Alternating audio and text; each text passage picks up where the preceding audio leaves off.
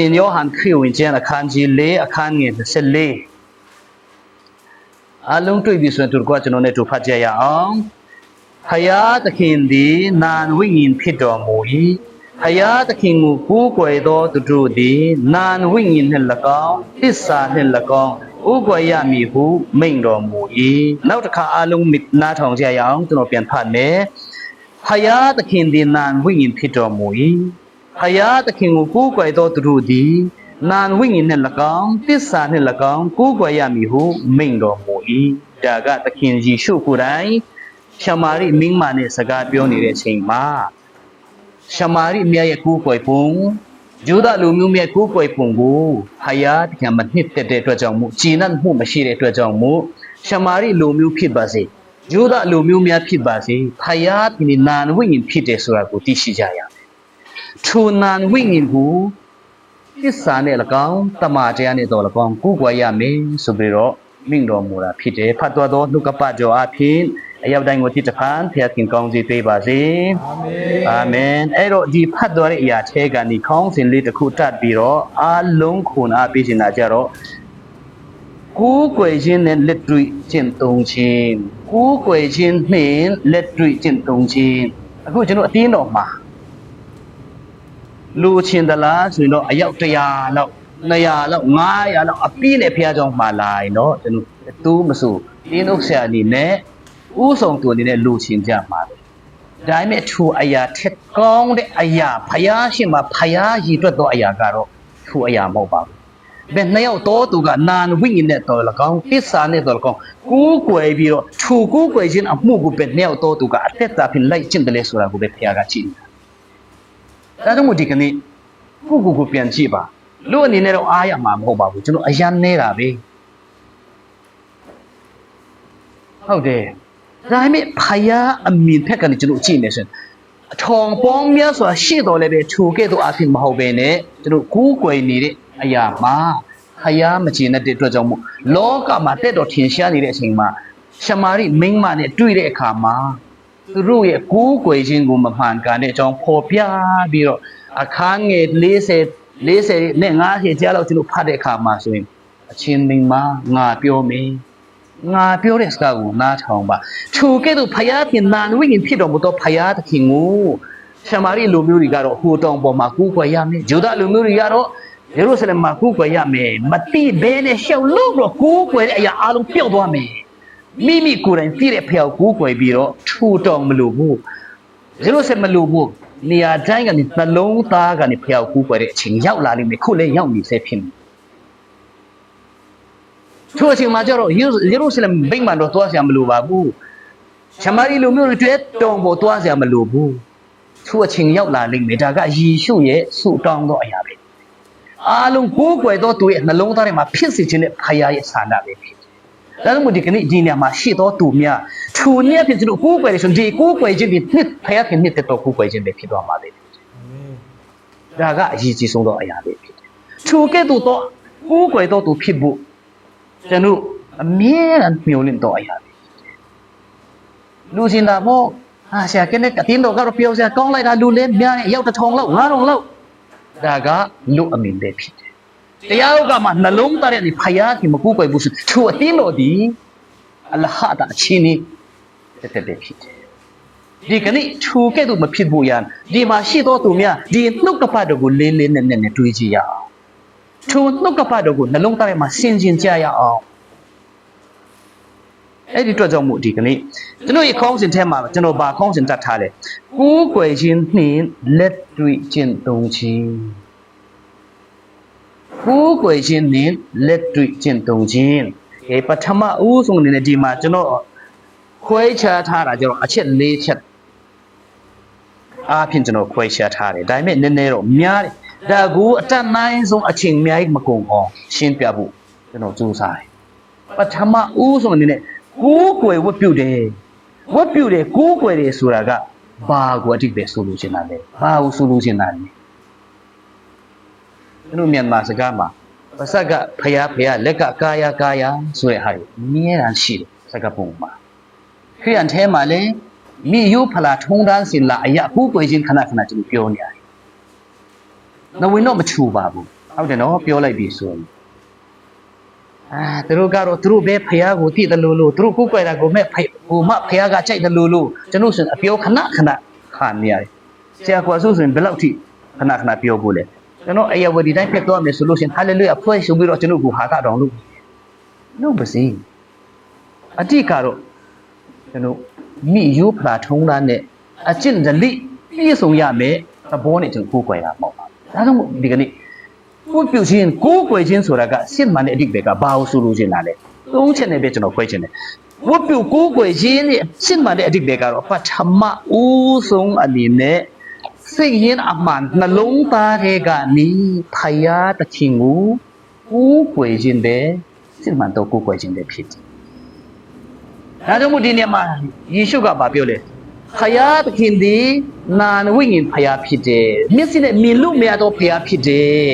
်ထိုမျက်စိနဲ့မြင်လို့မရတော့ဖယားကမျက်စိနဲ့မြင်လို့ရတဲ့အပေါ်အရာအပေါ်ကျော်အလွှာအားဖြင့်ကိုယ်ကွယ်လို့မရဘူးအတွင်းနှလုံးသားတွေကနေကိုယ်ကွယ်ခြင်းပဲဖြစ်တယ်ဒီကနေ့ထိုအတွင်းနှလုံးသားတွေကနေဘယ်နဲ့ကိုယ်ကွယ်တာလဲလောကမှာကြတော့ကျွန်တော်ပြောမယ်ဆိုလို့ရှိရင်တော့တခြားဘာသာကိုပုခတ်တယ်လို့ဖြစ်ကောင်းဖြစ်လိမ့်မယ်ဒါပေမဲ့ဘယ်သူ့ရဲ့ဘာသာကိုမှ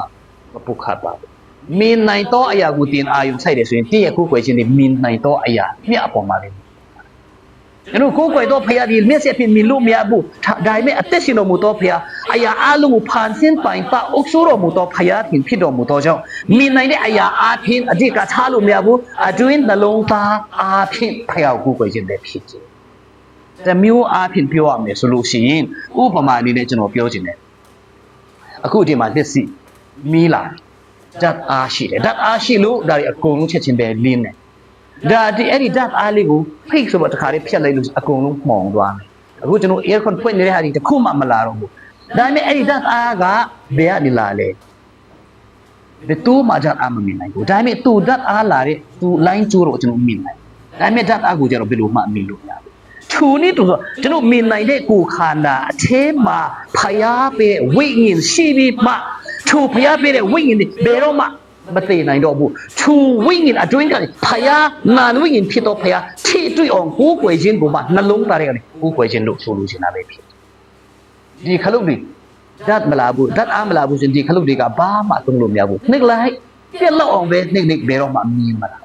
အထဲမှာဓာတ်အားလာတဲ့ခါကျတော့အဲ့ကနေနှိပ်လိုက်တာနဲ့အကုန်လုံးလင်းပြီးတော့ပန်ကားတွေအကုန်လုံးလဲသွားတာပဲထုံနည်းတူစွာနော်အပြင်ပန်းတရာအပြင်ဘယ်လောက်ပဲလှုပ်ရှားဘယ်လောက်ပဲကခုန်ဘယ်လောက်ပဲငွေကြီးကုန်အောင်လုံးထိုအရာဒီအပြင်ပန်းတရာပြက်လောက်ပဲဖြစ်နေတယ်ဆိုထိုအရာဒီအချင်းကြီးတက်တယ်ဒါပေမဲ့အတွင်းဖျားပေးတဲ့ဝိညာဉ်အားဖြင့်ဖျားနဲ့အဆက်သွယ်ပြီးတော့ဖျားကိုကိုးကွယ်တယ်ဆိုရင်ထိုကိုးကွယ်ခြင်းဒီဖျားကချက်ချင်းတည်းလက်ခံသွားတာဒါကြောင့်ကယ်တင်ချင်းရတာတော့မှခဏကျွန်တော်စစ်ဆေးနေရကယ်တင်ချင်းရတယ်အဖတ်တိုင်းဖျားကြောင်းသွားတယ်လေအဲ့ဒီလိုနဲ့တင်ကယ်တင်ချင်းရတယ်ချင်းနေရင်မတွားနိုင်တဲ့နေ့ရောက်လာလ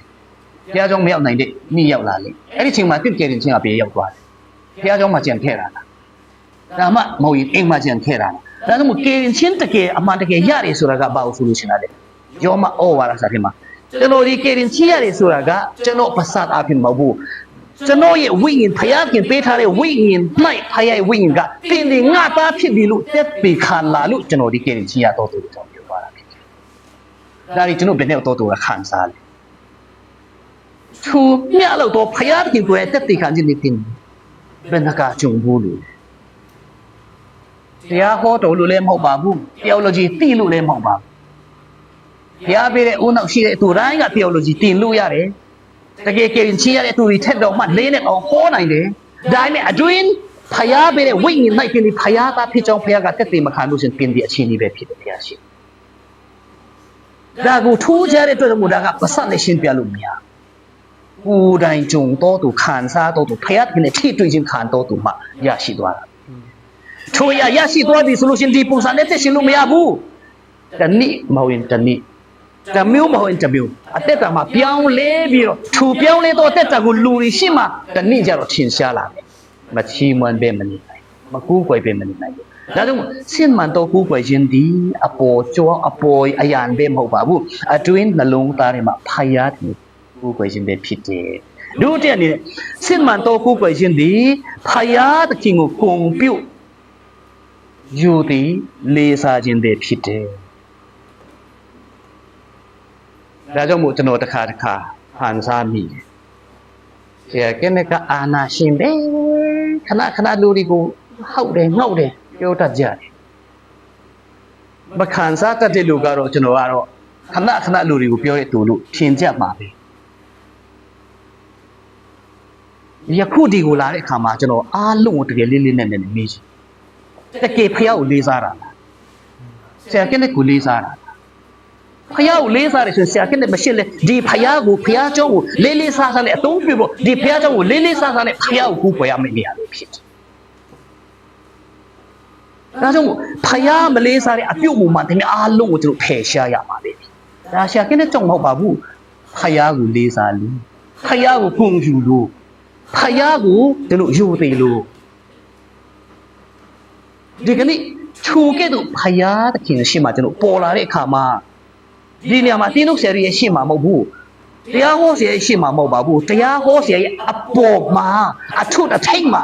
ကျွန်တော်ဘူးွယ်ချင်းဒီဖျားပဲဖြစ်တဲ့အတွက်ကြောင့်သူဖျားလေးစားတော့သူကတော့တင်းတို့ဆရာမပြောခင်ကလေးကနေဖြစ်နေဖျားလေးစားတော့အသက်တာမှာထင်ရှားရတာပဲတချို့အတင်းတော်မှာဖျားကိုသူတို့လေးစားတယ်ဒါကြောင့်မို့တချို့တရားဟောဆရာတွေကပြောတတ်ကြတယ်။အိုးအဲ့ဒီဖခင်ကြောင့်ကျွန်တော်သွားလိုက်တဲ့အခါကျတော့အမလေးသဘောကျဆရာကောင်းလိုက်တာ။ရိသတ်ကတော့အများပဲထုံကနန်းလောက်သူဖခင်ရှိခိုးတယ်။ဒါပေမဲ့တရားဟောတဲ့အချိန်မှာဆိုရင်တရားဟောဆရာအသာမှပါတိတ်ဆိတ်နေတာပဲ။အတချောင်းလေးကြိုက်တော့မှ ring ဆိုတာအတချောင်းလေးကြိုက်တဲ့အသာတော့မှကြားရလောက်တိတ်ဆိတ်နေတာပဲ။ဖခင်ကိုပဲသူတို့လေးစားတယ်။အဲ့လိုမျိုးနေရာမှာတရားဟောတာပြောဆရာကောင်းလိုက်တာ။သူတို့အားရပြီးတခါလေဟာလေလုယာမပြောတဲ့အချိန်မှာဆိုတိတ်ဆိတ်နေတာပဲ။ဖခင်ကတရားဟောတော့ဖြစ်ဘာကိုပြောရမလဲဆိုတာကိုတိတ်ဆိတ်ဆိုတဲ့သူအသာဆုံးနေတာဖြစ်တယ်ကျွန်တော်ဖះเจ้าမှာကြည်ပါလားတခါလေးကြတော့ရှုပ်ထွေးနေတာပဲနော်အယောက်တရားတော့မပြည့်တဲ့ဖះเจ้าမှာဒါကဘာကိုပြလဲဖះကိုဘယ်လောက်အဖြစ်လေးစားတယ်လဲဆိုတာပြသတာပဲဖြစ်တယ်အဲ့ဒါကဖြစ်တဲ့နှလုံးသားလေးကျွန်တော်ရဲ့နှလုံးသားပဲတင့်ရဲ့နှလုံးသားပဲအရေးကြီးတာဒါကြောင့်ဒီကနေ့ဘယ်နှစ်ယောက်တော့သူကဘယ်လောက်အချစ်အဖြစ်ထူဖះကိုလေးစားတာဖះကိုတကယ်လေးစားတော့နှလုံးသားနဲ့ဘယ်လောက်တော့သူဒီနေရာမှာဖះကိုလာရှိခိုးတာအရန်လှပါလိမ့်မယ်ထူလက်ဖြစ်လာတဲ့ဘယ်လောက်လှပသွားတယ်ထူတက်တာမျိုးဒီအမြဲဖျားတင်မြင်ရှင်တော့တက်တာဘယ်လောက်လှပါတယ်ဒါကြောင့်မို့ဒီနေရာမှာကျွန်တော်ပြောချင်တယ်အားပေးချင်တယ်တစ်ခါတလေကြတော့ကျွန်တော်ဒီနေရာမှာထူတောင်းတဲ့အချိန်မှာ music လေး prip ပေါ်လာတယ်အဲ့ဒါလေးအမှန်ချင်းမလှထူတောင်းတဲ့အချိန်မှာဟိုမှာတိတုဖြစ်နေတာမလှဘူးဘာဖြစ်လို့လဲဖျားကိုကျွန်တော်ဟူးွယ်တာပဲဖြစ်တယ်ဖျားကိုကျွန်တော်ချီးမွမ်းတာပဲဖြစ်လေးစားရမယ်။ရင်တရားဟောတဲ့အချိန်မှာဟိုမှာကူလူကလတ်တွားချတာတွေဟိုရွှေ့လိုက်ဒီရွှေ့လိုက်လုပ်တာတွေကောင်းလားဒါပြောတင်ပြီးချင်းလို့ကျွန်တော်ပြောနေတာလေဖြစ်။သိဆိုးတယ်ဆိုတော့ကျွန်တော်ကိုယ့်ရဲ့ဆရာလို့မတတ်မှတ်ကြလို့ပဲဖြစ်ပါတယ်။ကိုယ့်ရဲ့ဆရာကိုယ့်ရဲ့ဖခင်လို့တတ်မှတ်ကြတယ်ဆိုရင်ကျွန်တော်ပြောတဲ့စကားကိုနားတယ်လို့ကျွန်တော်ထင်ပါ။လေးစားကြရမယ်လို့ထင်တာပဲ။ပြောတာနာမိတယ်ဆိုရင်လည်းခွင့်လို့ကြပါ။ဒါမှအမှန်တရားပဲ။ဘာဖြစ်လို့ယေရှုရဲ့စကားကိုဖရိရှဲတွေကနားမထောင်ကြတာသူတို့ရဲ့ပြန်ဖက်လို့ထားတာကိုကျွန်တော်ရဲ့ပြောတဲ့စကားတရားတွေပြောတဲ့စကားနှုတ်ကပတ်တော်ကြောင့်ဟောတဲ့စကားနားတယ်လို့တင်ခံယူရရှင်တင်သည်ကျွန်တော်ကိုပြန်ဖက်လို့ထားလို့ပဲဖြစ်တယ်ဒါနဲ့ယေရှုကိုပြန်ဖက်လို့သူတို့ထားတဲ့အတွက်ကြောင့်မို့စကားနားမထောင်ဘူးဒါကြောင့်မို့ယေရှုကသူတို့ပြောလိုက်တယ်တင်တို့မွေဆိုးမျိုးတွေရောက်လာတန်တော်ဘေးဒုက္ခရောက်လာမြေအကြောင်းကိုသူတို့ပြောလိုက်လို့အခုလာကြတာလေနောက်ဆုံးကျတော့ယေရှုကဖရှဲတွေကိုတုံတင်ပေးတာဘာဖြစ်လို့လဲပြန်ဖက်နေတဲ့သူတို့ထားတာကိုယေရှုရဲ့စကားနားမထောင်ဘူးနောက်ဆုံးကျတော့ယေရှုကရှင်ယောဟန်ခရစ်ဝင်ကျမ်းအခန်းကြီး30ကနေ73-75ကြည့်လိုက်နောက်ဆုံးကျတော့ယေရှုကပြောလဲတင်တို့ဒီငါရဲ့တိုးတော်ဆိုအဝင်ထဲကလို့မဟုတ်လို့ငါရဲ့စကားကိုနားမထောင်ကြတာဒါပဲမဟုတ်ဘူးလားဒီကနေ့ဘယ်နဲ့တော့သူအတွက်ဒီစကားကိုနာတလို့လူခံစားဘယ်နဲ့တော့သူအတွက်ဒီဟာကိုစိတ်ကောက်စရာအနေနဲ့ခံစားတယ်ဖယားကိုကျွန်တော်ရဲ့ဖယားအနေနဲ့တတ်မှတ်ထားတယ်ဆိုဆရာကလည်းဒီကျွန်တော်ဥဆောင်ခွင့်အနေနဲ့တတ်မှတ်ထားတယ်ဆိုဝိညာဉ်ကြမှာကျွန်တော်ဖခင်နဲ့တတ်မှတ်ထားတယ်ဆိုဒီစကားကခြူတယ်လို့ခံစားကြမှာပဲကျွန်တော်ဒီပါတယ်အဲ့ဒါကိုခြူတယ်လို့မခံစားနိုင်ဘူးဆိုအားလုံးခွင့်လွတ်ကြပါလို့မေတ္တာရက်ခံပြီးတောင်းပါချင်ပါတယ်စစ်မှန်တော့ကူးကွယ်ခြင်းတွေကျွန်တော်ကူးကွယ်နိုင်ဖို့ရနံပါတ်3အနေနဲ့စစ်မှန်တော့ကူးကွယ်ခြင်းရဲ့အဓိပ္ပာယ်ကပါလေဟိုလိုခိုင်းလိုက်ဒီလိုခိုင်းလိုက်မဟုတ်ဘူးအမိန့်ပေးလိုက်မဟုတ်ပါ ကိုယ့်ရဲ့အသက်တာကိုဖယားကအသုံးပြုနိုင်အောင်ကိုယ့်ရဲ့အသက်တာကိုဖယားနဲ့ဆက်ကပ်ခြင်းတဲ့ဖြစ်ဟုတ်တယ်နော်စစ်မှန်တော့ကိုယ်ွယ်ခြင်းကတော့ကိုယ့်ရဲ့အသက်တာကိုဖယားကအသုံးပြုလို့ရအောင်ခဲခဲဒီနေရာ၌ဖြစ်စေလွယ်ကူဒီနေရာ၌ဖြစ်စေအမြဲတမ်းဖယားစီခိုင်းတဲ့နေရာ၌တွားနိုင်ဖို့ရလုံနိုင်ဖို့ရဟောနိုင်ဖို့ရပြောနိုင်ဖို့ရဖယားအတွက်ကိုယ့်ရဲ့အသက်တာကိုဆက်ကပ်ခြင်းပဲဖြစ်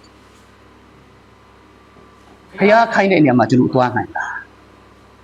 ဖယားခိုင်းတဲ့အလုပ်ကိုကျွန်တော်လုပ်နိုင်လားဖယားပြောစီခြင်းတဲ့အရာကိုကျွန်တော်ပြောရဲလားကိုယ်ွယ်ခြင်းကအဲ့ဒါပဲဖြစ်တယ်ဒါကြောင့်မို့ဒီကနေ့ယေရှုကရှမာရိလူမျိုးတွေကိုယ်ွယ်တာကိုသဘောမကျဘူးလေဂျိုးသားလူမျိုးတွေကိုယ်ွယ်တာကိုသဘောမကျဘူးလေနိုင်ငံပေါင်းများစွာကနေနောက်ပြီးတော့ငွေကြီးများစွာကုန်ပြီးတော့ယေရုရှလင်ဗိမာန်တော်မှာသူတို့လာတယ်ကိုယ်ွယ်ကြတယ်ကြီးလိုက်တဲ့ခါကျတော့ဟိုမှာနွားရောင်းတဲ့လူဟိုမှာခူရောင်းတဲ့လူဒီမှာပိုက်ဆံလုံးလေးတဲ့လူတွေစိတ်မှာလုံးလို့ဒါတွေအကုန်လုံးမှောင်လှန်ပြီးတော့ခူတွေကိုအကုန်လုံးမောင်းထုတ်လိုက်တယ်နွားတွေကိုအကုန်လုံးမောင်းထုတ်လိုက်တယ်စပွဲလေးတဲ့လူတွေခုံတွေကိုပေါက်လှန်ပစ်လိုက်တယ်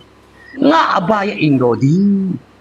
လူအမျိုးမျိုးအတွက်ဆုတောင်းသောနေရာဖြစ်မယ်လို့ကျမ်းစာလာတာမတွေ့ကြဘူးလားအခုကျတော့ကြည့်ပါဦးအခုတည်းမြတ်ဒီခူအောင်တဲ့နေရာကဲ့သို့ဖြစ်သွားပြီအဲ့ဒါနဲ့ယေရှုဒီဖယားလို့မတတ်မှတ်တဲ့အတွက်ကြောင့်ဒါဆိုရင်သူတို့အပြင်ဖြစ်လူထားတာကိုဒါဆိုရင်ခမည်းကိုငါတို့ယုံနိုင်အောင်ဗာနိမိလက္ခဏာပြပါငါတို့ကိုနိမိလက္ခဏာပြလေအမတ်တစ်ခုခုပြလိုက်လေတက်တီတစ်ခုခုပြလိုက်လေဒါကပြန်ဖက်တည်းပြောတတ်တဲ့စကားဖြစ်တယ်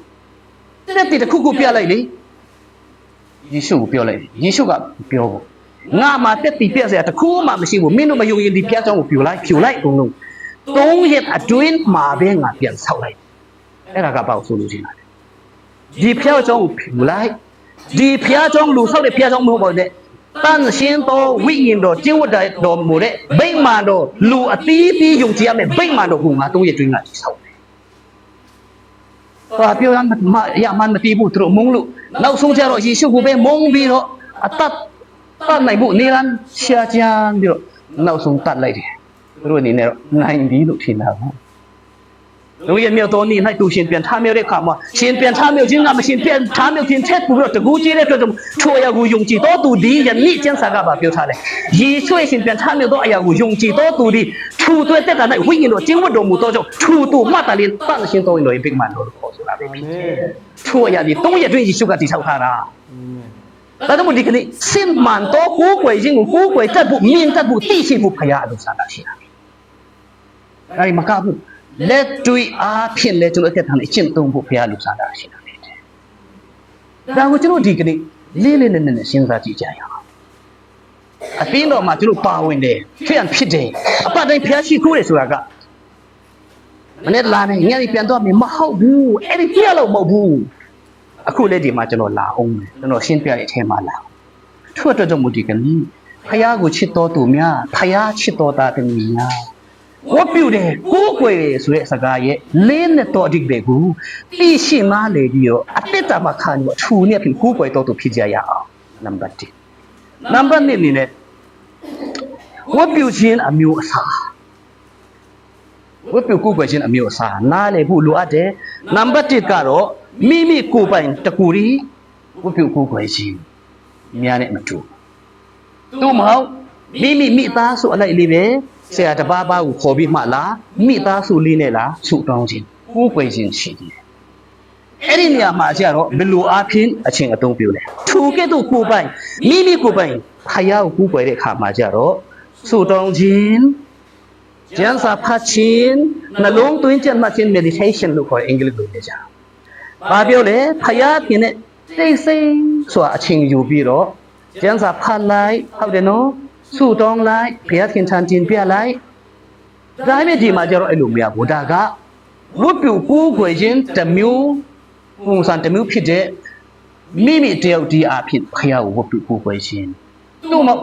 မိသားစုတစ်ခုတည်းအဖြစ်ဝတ်ပြုကိုယ်ွယ်ခြင်းဒါရောကျွန်တော်ကျင့်သုံးဖို့လားနဲမထင်တာပဲဒီမိပြန်ပိုင်းမှာကြတော့ကျွန်တော်နည်းနည်းဟွာကြွားပြီးတော့ပြောမယ်ဆိုရင်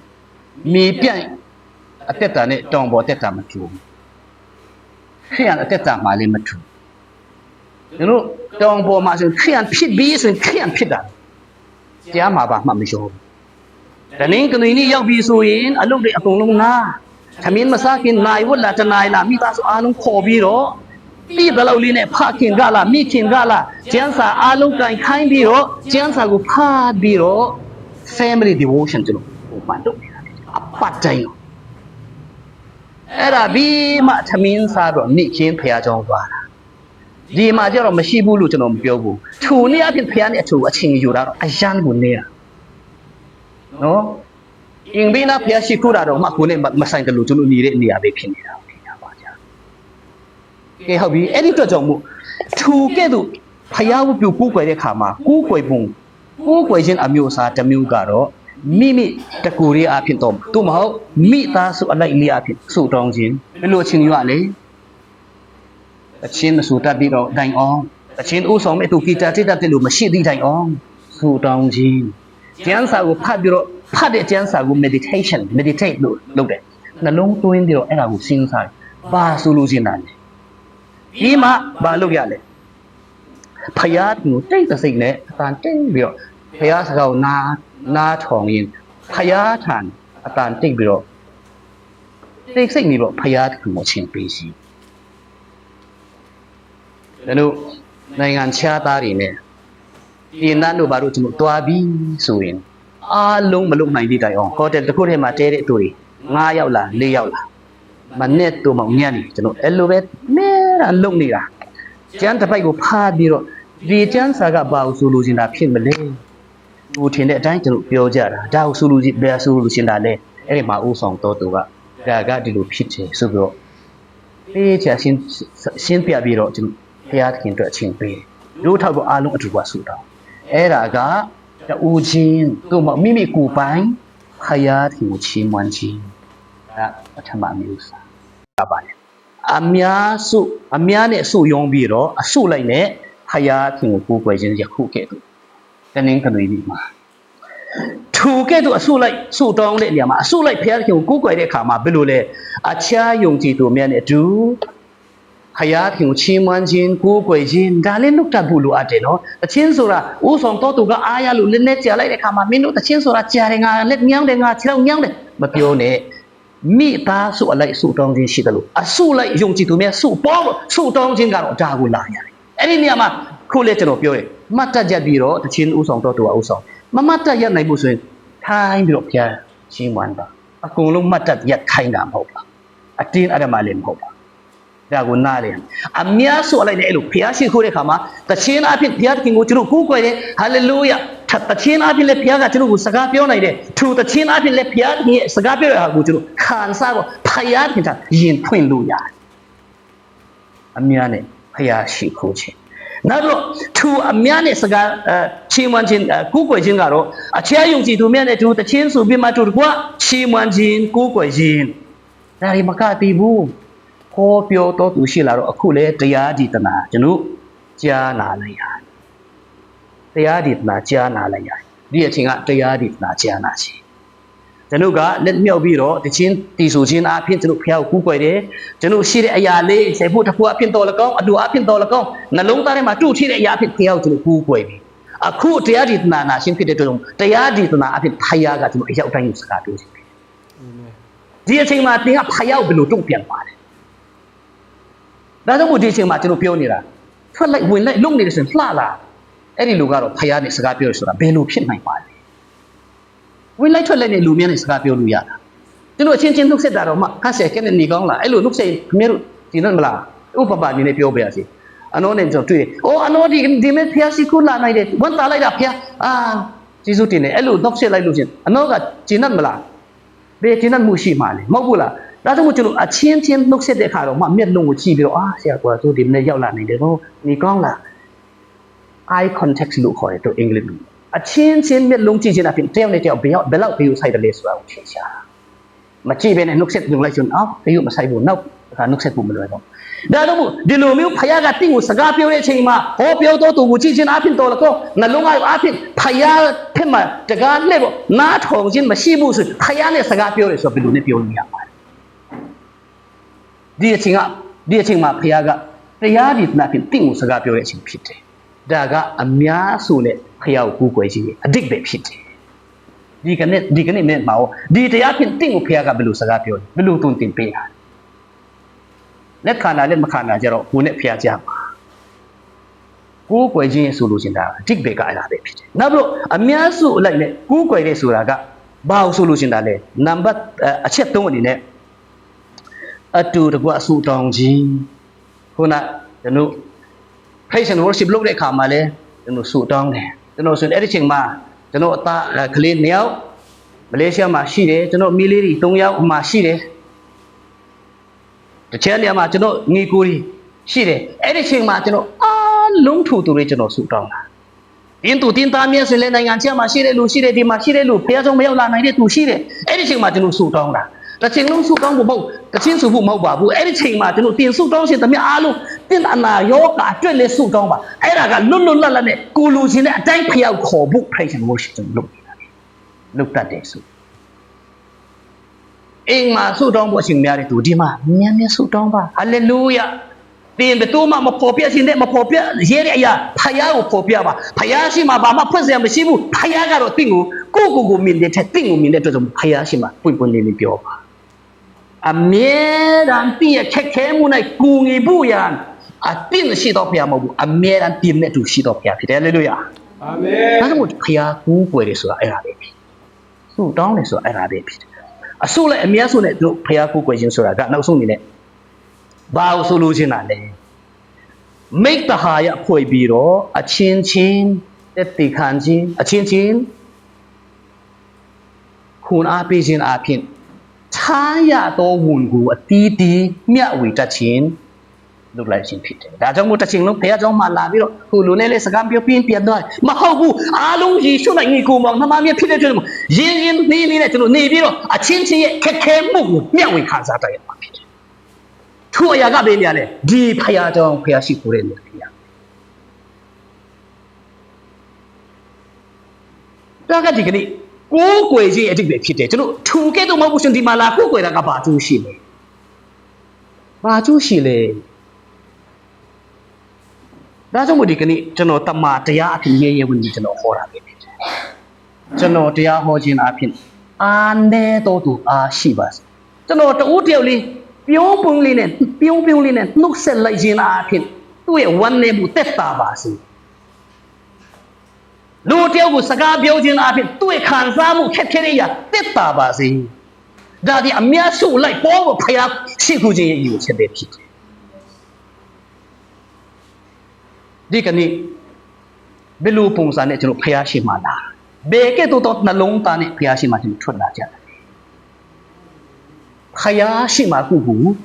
ရှင်းကြရအောင်နှလုံးသွင်းမိကြရအောင်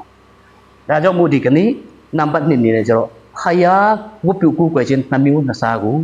နံပါတ်2နဲ့ပေါ်ပြလို့ပါတယ်သူနည်းအားဖြင့်ကျွန်တော်ကိုယ်ွယ်တော်သူဖြစ်ကြရအောင်ဖယားဒီအယံဝန်တာမှာပဲ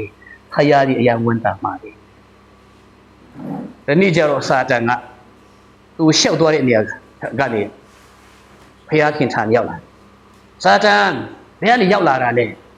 ထုံးစံတိုင်းပဲလေးငါရှောက်တော့တဲ့နေရာကနေရောက်လာတာဘုရားကဘာပြောလဲငါရဲ့တန်ရှင်းသူရပ်ဖို့တင်စုံစမ်းဘူးတလားစာတန်ကဘာပြောလဲဘုရားခင်ရဲ့ရပ်ဖို့ကြတော့အဲ့လောက်ချမ်းသာခြင်းအခွင့်ကိုဘုရားကပေးမှတော့သူကဘုရားကိုမကြောက်ပဲလေဘယ်လိုနေမှာလဲကျွန်တော်ကောင်းခြင်းများများရလို့လူတကာကကျွန်တော်ကိုလေးစားလို့ဘုရားကိုကိုယ်တယ်လို့စာတန်ကထင်မိလေထိုအရာကိုဘုရားကထိုအရာကြောင့်မဟုတ်ဘူးဆိုတာကိုပြသခြင်းတာပဲဖြစ်တယ်ကဲဟုတ်ပြီ job ကကောင်းကြီးရလို့ငါ့ကိုကူးကွယ်တာထင်နေတယ်ဆိုရင်သူ့ရဲ့ကောင်းကြီးကိုတစ်လက်ထဲမှာငါအပ်လိုက်တယ်တရက်ထဲမှာပဲသူ့ရဲ့အသားသမီးအားလုံးတရက်ထဲမှာပဲသူ့ရဲ့ရှိသမီးအားလုံးစာတန်ကဖျက်ဆီးလိုက်တယ် job ကဖျားရှိမှန်းတယ်အိုးအမိဝန်းထဲကနေငါကိုတုံးလုံးနဲ့မွေးလာတယ်ဖျားကကောင်းကြီးများဆိုတာကျွန်တော်ကိုပြီးတော့အခုကျွန်တော်ထူကောင်းကြီးကိုပေးတော့ဖျားကပြန်ယူသိမ်းလိုက်ပြီဖျားကိုချီးမွမ်းတယ်ဟာလေလုဘယ်နဲ့ဒီကနေ့ဆိုနိုင်တော့သူရှိဘယ်နဲ့တော့သူကထူကဲ့သို့တော့အဖြစ်ဖျားကိုချီးမွမ်းနိုင်တော့သူဖြစ်မယ်နောက်တစ်ခါစာရန်ပေါ်လာတယ်ဟေးစာရန်မင်းဘယ်ကနေပေါ်လာတာလဲထုံးစံနိုင်ပါပဲကိုရောဖျားငါလျှောက်တော့တဲ့နေရာကနေကဲငါ့ရဲ့တန်းစစ်သူချက်ကိုနေစုံစမ်းဘူးတလား နောက်ဆုံးအနေနဲ့စာရန်ကဘာပြောလဲဒီလောက်သူ့ရဲ့ကျမ်းမာကောင်းနေတာကိုဒီလောက်ကျမ်းမာကောင်းမှတော့ဖျောက်မချင်းမွန်းတဲ့ဘယ်နေနိုင်ပါလဲဒါဆိုသူ့ရဲ့ကျမ်းမာခြင်းကိုလည်းမင်းလက်ထဲမှာငါအပ်လိုက်တယ်အဲ့ဒီချိန်မှာဂျော့ရဲ့ကိုခန္ဓာပေါ်မှာအန်နစင်းThe true Bible commentary ထဲမှာရှင်ဘယ်လောက်ပြောလဲဆိုဂျော့ရဲ့ကိုခန္ဓာထဲမှာအန်နစင်းပေါ်ပေါက်လာတာက88မျိုးတဲ့တကူခန္ဓာထဲမှာနော်အဲ့ဒါလို့ထိများစွာတော့အန်နစင်းကိုသူ့ရဲ့တကူလုံးပဲနေရာမှာလွတ်တဲ့နေရာမှာရှိအောင်ပေါက်တယ်နောက်ဆုံးကျတော့ဆောင်းပေါ်မှာတော့မအိမ်နိုင်တော့တဲ့အတွက်ကြောင့်ပြာမှုကိုတေချာအောင်သူတို့လုံးပြီးအဲ့ဒီပြာမှုအပေါ်မှာခင်းပြီးသူ့ရဲ့လက်သေးနဲ့ရတဲ့ဟာကိုမကုတ်ရဲတဲ့အတွက်ကြောင့်မူဦးချမ်းကွဲလေးနဲ့နည်းပါဒီလိုကုတ်လိုက်တယ်ခက်လိုက်တာသူ့အမျိုးသမီးကမကြည့်ရတော့ဘူးတနာတယ်ဒါပေမဲ့သူ့ကိုတနာမဲ့လို့သူ့ရဲ့သားသမီးတွေလည်းမရှိတော့ဘူးသူ့ရဲ့ကျွန်ယောက်ျားတွေလည်းမရှိတော့ဘူးသူ့အမျိုးသမီးပဲသူ့နာအဲ့ဒီချိန်မှာသူ့အမျိုးသမီးကဂျော့ည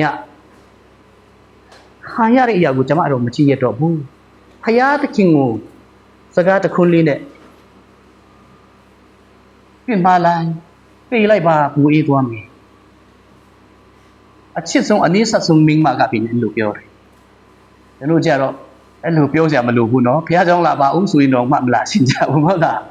ဂျော့ကတော့သူ့အမျိုးသမီးချစ်ဆုံးမျိုးသမီးကဖယားကိုစကားတစ်ခုလေးနဲ့ပြင်မလိုက်ပါပြေးလိုက်ပါဂျော့ကဘာပြောလဲအေးအတော်မင်းမကဲသူစကားမပြောပါအတော်မင်းမကဲသူစကားမပြောပါဘာမှမပါလာပဲကိုတုံးလုံးနဲ့အမိဝန်ထဲကနေကျွန်တော်မွေးလာတယ်ကောင်းကြီးများစွာဖခင်ကကျွန်တော်ပေးပြီးမှဒီလောက်လေးကတော့ကျွန်တော်ခံရမှာပေါ့ဖခင်ကိုချီးမွမ်းတယ်ဟာလေလုယာအာမင်ဒီကနေ့သူကဲ့သို့တော်သူဖြစ်ဖို့ရာဒီကနေ့တင်ကောင်းစားလို့ဖခင်ကိုကိုယ်ကမြို့ကိုဖခင်ကမမြင်ချင်တင်ချမ်းသာလို့လူတကာကတင့်ကိုလေးစားလို့သူများရှိမှလေးစားထိုက်တော်သူကဲ့သို့ဖခင်တရား၌လိုက်စားတော်သူကဲ့သို့နေလိုက်ခြင်းဒီဖခင်ကမမြင်ချင်အစီအဆုံးကာလ၌လည်းဖခင်အားကိုတော်သူဖြစ်တာကိုမှဖခင်မြင်ချင်တာပဲဖြစ်တယ်သူကဲ့သို့တော်သူဖြစ်ဖို့ဖခင်ကမြင်ချင်တာပဲဖြစ်တယ်နောက်ဆုံးကြတော့သူ့ရဲ့တငယ်ချင်းတွေလာတယ်ဂျော့ကမင်းမားလို့မင်းဒီလိုလုပ်လိုက်လို့ဖခင်ကမင်းကိုဒါပေးတာနောက်ဆုံးကြတော့ဂျော့ကိုအားနဲ့အောင်လာလုပ်လိုက်တဲ့အခါကျတော့ဖခင်ကိုယ်တိုင်ကဒေါသထွက်ပြီးတော့ဂျော့စီမှာဖခင်ကစကားပြောလိုက်တယ်ဂျော့တည့်ရဲ့တငယ်ချင်း၃ဦးကိုလည်းခေါ်လိုက်တင်းအပေါ်မှာပြောမှားတဲ့အဆိုမှားတဲ့အရာအားလုံးတွေလည်းပဲတင်းစင်မှာတို့ထောက်တောင်းပန်တော့ငါ့ကိုပူဇော်လိုက်ဒါမှသူ့ရဲ့ပြစ်ကိုလည်းပါအကုန်လုံးပြလို့ဂျော့ကတရိတ်ဆန်ကိုယူပြီးတော့ဖခင်ရှိမှပူဇော်လိုက်တဲ့အခါကျတော့သူ့ကိုစိတ်မအောင်လာလို့လေသူ့ရဲ့တငယ်ချင်းအားလုံးရဲ့အပြစ်ကိုလည်းခွင့်လွတ်တဲ့အဖြစ်ဂျော့ကိုအစမစအဖြစ်ဖခင်ကဘုန်းကြီးပြန်ပေးလိုက်ဟာလေလုယာဒီကနေ့တင်ကိုကိုတော့ဖခင်ဒီဂျော့ကဲ့သို့တည့်ရဲ့ယုံကြည်ခြင်းစစ်မှန်ကြောင်းကိုအမြဲမြင်ချင်တော့ဂျော့ရဲ့ဖခင်ကျွန်တော်ရဲ့ဖခင်ပဲဖြစ်တယ်သူဖျောက်ကျွန်တော်ကိုယ်ွယ်နေတာဖြစ်တယ်။ဒါကြောင့်သူဖျားကကိုယ်ွယ်ခြင်းနဲ့ဝတ်ပြုခြင်းကဘာလို့ဆိုလို့ခြင်းလားလဲ။ဒါကိုကျွန်တော်သိစေချင်တာပဲဖြစ်။ကဲနံပါတ်3အနေနဲ့ဝတ်ပြုကိုယ်ွယ်ခြင်းကိုလက်တွေ့ဘယ်လိုကျင့်သုံးရမှာလဲ။ဝတ်ပြုကိုယ်ွယ်ခြင်းကိုဘယ်လိုအဖြစ်လက်တွေ့ကျင့်သုံးရမှာလဲ။နံပါတ်1ကတော့တစ်ချက်အနေနဲ့ကတော့စိတ်နှလုံးဖြင့်ဝတ်ပြုခြင်းကိုကျင့်သုံးရမယ်ယူသားရမယ်စစ်မှန်ရမယ်ဒါကြောင့်မို့ကျွန်တော်တချင်းဆိုနေရင်လည်းဒီနေ့ကျွန်တော်တရားဟောမဲ့ဟာနဲ့တော်တော်ကိုက်ညီပါလားကျွန်တော်ရဲ့တချင်းထဲမှာဘယ်လိုပေါ်ပြထားလဲတို့တက်မှာလားကျွန်တော်စဉ်းစားတာအငြိုးထားခြင်းပါလေတန်ခြင်းတော့ကျွန်တော်မိနေတယ်အငြိုးထားခြင်းဘာမရှိပါနဲ့ဟုတ်တယ်ဒါတွေအားလုံးကိုပြောလဲဖယ်ရှားလိုက်ပါဒီကနေ့ကျွန်တော်အားလုံးယူသားလားနှလုံးသားနဲ့ရှစ်မှန်တဲ့ဖယားရှိမှဖြူစင်တော့နှလုံးသားနဲ့ကျွန်တော်ဖယားကိုကူးကွယ်လာဒါပဲဖယားကမြင်ချင်တာပဲဖြစ်တယ်ဒါကလက်တွေ့အားဖြင့်ကျင့်သုံးခြင်းပဲဖြစ်တယ်လက်တွေ့အားဖြင့်ကျင့်သုံးခြင်းပဲဖြစ်တယ်နောက်တစ်ချက်ချင်းနဲ့အချက်အနေနဲ့ဝတ်ပြုကူးကွယ်ခြင်းကိုလက်တွေ့အားဖြင့်ကျင့်သုံးခြင်းဒီအတက်တာဖြင့်ဝတ်ပြုခြင်းပဲဖြစ်တယ်သဘောတရားမဟုတ်တကယ့်အတက်တာဖြင့်ကျွန်တော်ဟိုးတုန်းကကျွန်တော်တမန်ကျမ်းစာကျောင်းနဲ့အတင်းတော်နဲ့လူတွေကျွန်တော်များနေတဲ့အချိန်မှာလူတယောက်ကကျွန်တော်တို့ကိုဒီလိုစကားပြောတယ်ဆရာတို့ကိုကျွန်တော်ပါစနဲ့ကျွန်တော်ပေါင်းတာမဟုတ်ဘူးနော်တကယ်နှလုံးသားကနေဒီလိုရှင်မအောင်နားပြီးတော့ဆရာတို့ကိုကျွန်တော်ပေါင်းတာသူပြောတာကပါစနဲ့ နော်လူမှုရေးကောင်းတဲ့သဘောနဲ့ဆရာတို့ကိုကျွန်တော်မပေါင်းဘူးတကယ့်စိတ်နှလုံးအရင်ကနေဆရာတို့ကိုကျွန်တော်ပေါင်းတာပဲဖြစ်တယ်အရာရာမှာလည်းအားကိုးတယ်ဆိုတော့သူပြောချင်တဲ့အရာပဲဒီကနေ့ဖယားခင်အလိုစာဒကတော့ထူကဲ့သို့အားဖြင့်ဖယားသခင်ကိုမိမိအသက်တာအားဖြင့်နှုတ်မြတော့အဖြစ်မဟုတ်ဘူးဖယားသခင်ကိုတကယ့်အသက်တာဖြင့်တန်ရှင်းစွာနဲ့တစ္ဆာရှိစွာဖြင့်ဖယားကူးကွယ်ခြင်းဒီလက်တွေးကျင့်သုံးခြင်းပဲဖြစ်တယ်ဖယားရှင်း၌ကျွန်တော်တန်ရှင်းတဲ့တစ္ဆာရှိတယ်ဆိုရင်မြင်နိုင်တော့သူအပေါ်မှာတော့တစ္ဆာရှိဖို့ကတော့လွယ်လွယ်လေးပဲဘာဖြစ်လို့လဲမမြင်နိုင်တော့ဖယားပေါ်၌ကျွန်တော်တစ္ဆာရှိပြီဆိုမြင်နိုင်တော့သူမှာတော့ကိုယ်တော့တစ္ဆာရှိရတာဒါကြောင့်မို့အသက်တာဖြင့်ကူးကွယ်ခြင်းဒီထူကဲ့သို့အဖြစ်တစ္ဆာရှိပြီးမှကူးကွယ်ခြင်းဒီဖယားသခင်ကိုကူးကွယ်တဲ့အခါမှာစိတ်နှလုံးအဖြစ်တာမကဘဲနဲ့လက်တွေးအဖြစ်ကူးကွယ်ခြင်းဖြစ်တယ်။ဒီလက်တွေးအဖြစ်ကူးကွယ်ခြင်းကဘာလို့ဆိုလို့ခြင်းလဲ။နံပါတ်3ရှင်းတဲ့ချက်အနေနဲ့ချီးမွမ်းခြင်းနဲ့ကျေးဇူးတင်ခြင်းဖြင့်ကူးကွယ်ခြင်းချင်းဆိုခြင်းအချီအနီအားလုံးတွေကျေးဇူးတင်ခြင်းဟုတ်တယ်နော်။ကျွန်တော်တခြင်းဆိုတာလည်းပဲတကယ်နှလုံးသားနဲ့ကျွန်တော်တည်ဆိုတာလားနောက်ကျွန်တော်ဘာဖြစ်လာမလဲဆိုတာတည်ရတာနဲ့ထိုးအရာကိုမှုမထားဘဲနဲ့ကျွန်တော်တကယ်ပဲကျေးဇူးတင်တယ်ဖယားကိုချီးမွမ်းနေဆိုတာကလက်တွေ့ပဲဖြစ်တယ်ကျွန်တော်ဥပမာတစ်ခုပေးမယ်နော် GTV မှာအမှုတော်ဆောင်ဖြစ်ဖို့ကျွန်တော်ရှောက်လို့တင်ပြီးတော့တွားလိုက်ပြီးတော့ကျွန်တော်တို့ကတော့အမှုတော်ဆောင်အနေနဲ့ခံအပ်လိုက်တယ်ရှမ်းပြည်ကတယောက်ကြတော့သူရှောက်လို့တင်နေတော့ပဲဖြစ်တယ်အမှုဆောင်ဖြစ်မခံအပ်သေးဘူး GTP ကတော့ charismatic ဖြစ်တယ်ကာပြီးတော့ကာတာမကဘူးကျွန်တော်လဲပြီးတော့လဲတဲ့အခါမှာတော့မှတယောက်နဲ့တယောက်တဲပြီးတော့အဲ့လိုမျိုးတွားတဲ့အဲ့ဒီလိုမျိုးကြားထဲမှာကျွန်တော်အမှုတော်ဆောင်တာဖြစ်တယ်အဲ့ဒီလိုနဲ့သချင်းဆိုတာလေတန်ကျဲတယ်ကျွန်တော်ကြိုက်တယ်လို့អော်တယ်ဟာအယောက်150လောက်ဖြစ်တဲ့အခါကျတော့ဘုရားကျောင်းကလည်းကြီးပြီးတော့ဒီလိုဝိုင်းပြီးတော့ကျွန်တော်ကကြတာအဲ့ဒီရှမ်းပြလာတဲ့တယောက်ကတော့အမလီတူကလိုက်တာဟာလေလုယာကျွန်တော်ဦးဆောင်သူအဟိုးနားလောက်မှာကျွန်တော်ကြည့်တဲ့အခါမှာသူကတော့တကယ်ပဲဖြစ်နေလားမသိပါဘူးဆိုပြီးတော့သိမရင်မေးပြီမဲ့သူ့ရဲ့လက်မောင်းနဲ့ကျွန်တော်ဆွဲပြီးတော့ကျွန်တော်ရှင်းလာရောက်ဆရာဒီလောက်ထိကိုးကွယ်တာဒီလောက်ထိချီးမွမ်းတာကိုတကယ်နှလုံးသားရဲ့အနေခံစားနေတာလားဆရာဒီနေရာမှာပါဝင်တာကြားပြီလားကျွန်တော်တစ်နှစ်လောက်ရှိပြီဆရာကျွန်တော်ရဲ့ထက်တွေ့ကြုံရှိတာပြီကပါဒီနေရာမှာပဲကာပြီးတော့ကျွန်တော်နေရာရောက်လာဆရာဟုတ်ကဲ့ဒီလိုမျိုးလုပ်တာကဒီနေရာပဲလုပ်လို့ရတယ်ကျန်တဲ့နေရာမှာဒါတွေလုပ်ရင်ကျွန်တော်မြန်မာနိုင်ငံမှာဆိုရင်လည်းဖမ်းခံရတယ်နော်ဟာလည်းလွတ်ကားတယ်နောက်တော့ကျွန်တော်အစီမှာရောက်လာတဲ့ခါမှာဆရာဒီအဖွဲ့အစည်းထဲမှာဒီလိုမျိုးမလုပ်ဘူးရှင်ဒီလိုဒါတွေမရဘူးလေမခန့်ချင်ဘူးလေအဲ့လိုနဲ့ပြန်သွားတယ်ကျွန်တော်ဆိုချက်ချင်းသားတွေသွားပြီးဒါဆိုရင်မပြောတော့ဘူးဆိုလိုချင်တာကထူနီးတူစွာပဲဖယားကိုကိုးကွယ်တဲ့အခါမှာလက်တွေ့အဖြစ်ကျင့်သုံးပြီးမှဖယားခင်ထံကျေးဇူးတော်ချီးမွမ်းခြင်းဆိုတာကရเสียရှိလို့မဟုတ်ဘူးမရရင်လည်းပဲမရှိရင်လည်းပဲအစင်မပြေရင်လည်းပဲဖယားနဲ့အမြဲဝမ်းမြောက်ခြင်းကိုအသက်တာဖြင့်သင်ရှားပြတာရှိနေလက်တွေ့ကောင်းတဲ့ပေါ်ခြင်းပဲဖြစ်တယ်ဒီကနေ့ဘယ်နှယောက်တော့သူကထူကဲ့သို့ဘဝအဆိုးဆုံးတော့ဘဝမျိုးနဲ့ပြင်လက်မြောက်တော့ဖယားကိုချီးမွမ်းနိုင်တာထို့အရာပဲလက်တွေ့ကျင့်သုံးခြင်းလို့ခေါ်တာဆက်လက်တော့ကျွန်တော်ကြည့်ရအောင်လက်တွေ့ကျင့်သုံးတယ်ဆိုတာကပါတယ်ပေးကမ်းခြင်းဖြင့်ကိုးကွယ်ခြင်းအခုကျွန်တော်မလျှော့ပဲနဲ့ပြောလိုက်ပြီဆိုလို့ရှိရင်ကျွန်တော်အတင်းတော်မှာအခုပေးကမ်းခြင်းလည်းတော်တော်လျှော့နေဝမ်းမြောက်တတ်တဲ့လူနေလာပြီလားမသိပါဆယ်ဖို့တစ်ဖို့လည်းလျှော့နေတယ်အလုံဝင်လည်းတော်တော်လျှော့နေတယ်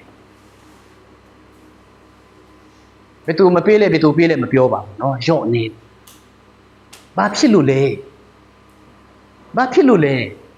ကျွန်တော်နေတဲ့ဘယ်သူကမှပြစ်မတင်ပါဘူးဒီကနေ့ထူဖယားကတည်းကဝမ်းမြောက်ခြင်းတည်းကိုကိုယ်ချင်းကိုမင်းတင်ဖို့ဒီနှုတ်ကပတ်တော်ဖြင့်အားလုံးကျွန်တော်ခုနပေးချင်တာဆယ်ဖို့တစ်ခုပေးတဲ့နေရာမှာလည်းကျွန်တော်အားနေပြန်ပြီးလုံဝေပေးတဲ့နေရာမှာလည်းအားနေပြန်ပြီးကဲအဲ့ဒါဘာကြောင့်လဲနောက်ဆုံးကြတော့ကျွန်တော်ရဲ့ဝမ်းမြောက်ခြင်းကျွန်တော်ရဲ့ကိုးကွယ်ခြင်းလက်တွေ့အကောင်ထဲပေါ်တဲ့နေရာမှာအားနေသွားတာကိုပဲပြတ်တာပဲ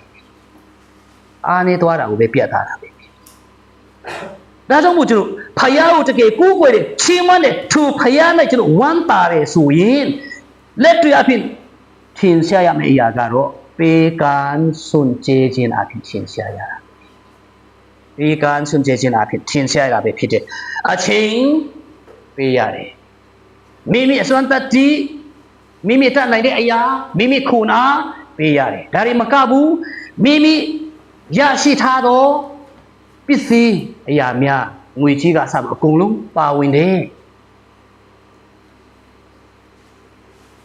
ဟေးဖယားရဲ့နိုင်ငံတော်ကျေပြတ်ဖို့ရဖယားရဲ့ဘုန်းတော်ထင်ရှားဖို့ရဖယားကလူတရားကိုမရွေးပါဘူးလူအယောက်90ကိုမရွေးပါဘူးအာဗြဟံကတိုးသူနဲ့ကောမရမြို့မဖြစ်စီဖို့ရဖယားကိုဘယ်လောက်ထိသူတောင်းဆိုခဲ့တယ်ဒီလိုပြောဘယ်နဲ့ပြောနိုင်လဲအာဗြဟံကနောက်ဆုံးဘယ်နဲ့တော့သူရှင်းကမဖြစ်စီဘူးလို့နောက်ဆုံးအစစ်နဲ့ဖယားကဘယ်လောက်ထိလက်ခံခဲ့လဲ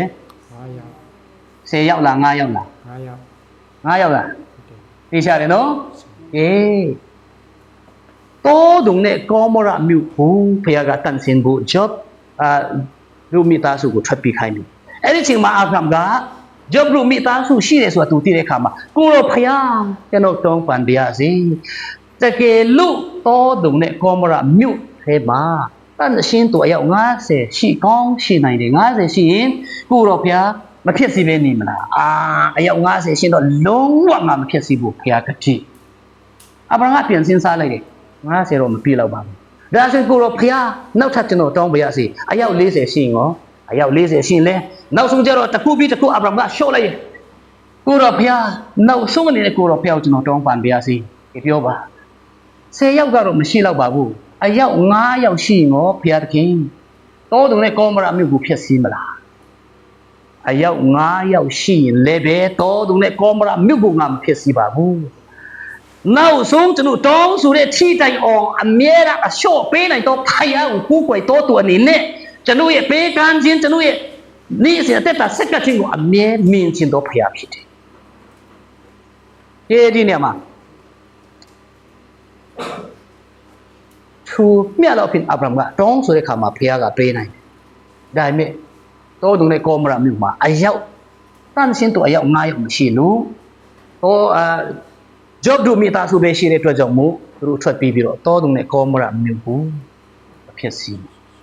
ဒီကနေ့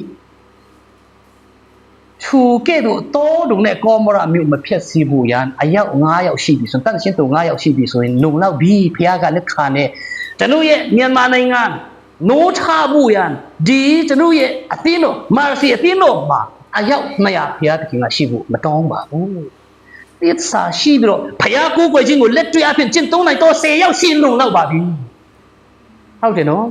10ယောက်ရှိလုံလောက်ပါပြီကျွန်တော်ရဲ့တင်းတို့ဆရာများကျွန်တော်ရဲ့အီဝကြီးလေးဆရာများထောက်ပံ့ဖို့အယောက်200 300 400ရှိမှမလိုပါဘူးသူကဲ့သို့ဖယားတခင်ကိုကျေးဇူးတင်ဖို့မှန်ကန်စွာကိုးကွယ်ပါလက်တွေ့အဖြစ်ကျင့်သုံးရဲတော့အယောက်30ရှိပြီဒီကနေ့ဘယ်မှာကျွန်တော်ယုံကြည်ခြင်းကိုထားကြတာကျွန်တော်ယုံကြည်ခြင်းကိုဘယ်မှာထားကြတယ်လဲနှုတ်အားဖြင့်မဟုတ်ဘူးကိုးကွယ်ခြင်းဒီနှုတ်အားဖြင့်မဟုတ်ဘူးလက်တွေ့ပါတယ်ဒါကြောင့်ဒီကနေ့ထူးနဲ့ဖြစ်တဲ့တော့သူကဖျောက်ကိုးကွယ်တာလေတည့်အချင်းပေးနိုင်မလားရှင်းမှတော့ကိုးကွယ်ခြင်းမှာတည့်တတ်နိုင်တော့အစွမ်းတတိပင်အသုံးပြုနိုင်မလားတည့်ပညာတည့်အစွမ်းတတိတည့်ခုလားနောက်ဆုံးတည့်ငွေကြီးပေးကမ်းခြင်းကိုပါနိုင်မလားဒါကိုဒီကနေ့ဖယားကကျွန်တော်တောင်းဆိုနေတာဖြစ်တယ်ဖယားခင်နေနာဝိညာဉ်ခွတ်တော်ကြောင့်